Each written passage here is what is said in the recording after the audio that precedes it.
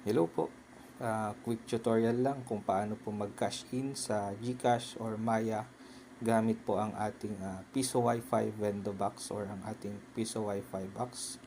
So unang-una, kailangan po natin kumonek sa ating Wi-Fi. Hanapin lang ang XND Piso Wi-Fi. So kahit ano po dyan, basta XND Piso Wi-Fi. Pumiling lang po ng isa. So after po nyan, nalalabas po yung sign into network option, or pwede rin po kayong click nyo lang po yun pag lumabas po yung sign into network option, or pwede rin po kayong makonect sa ating portal automatically. So in case na hindi po lumabas ang ating portal, i-open lang po ang ating browser at i-type ang 10.0.0.1/client. Yan po nasa taas. And then search nyo lang po. So automatically lalabas yung portal basta connected po kayo sa ating XND Piso Wi-Fi. So after po yan, kailangan po natin ng internet para makapag-cash in. So kailangan po natin pindutin itong insert coin. Welcome. Please insert coin.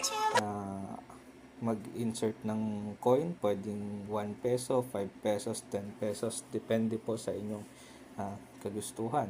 So after po nyan, i-click nyo lang po yung close, tapos pwede po kayong automatically na may connect na sa wifi, or pwede nyo rin pong i-click yung connect option.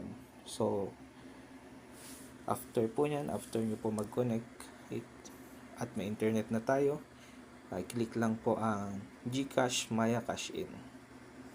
So lalabas na po yung type. So pwede nyo pong piliin yung GCash or Maya.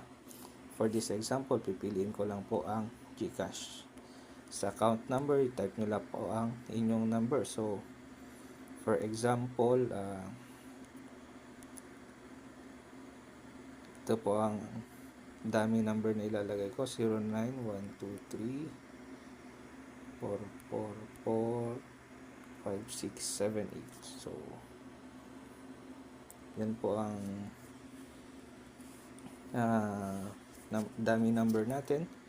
And then after nyan, yung amount. So ang minimum amount po natin is 100 po. Lagay lang po yung name.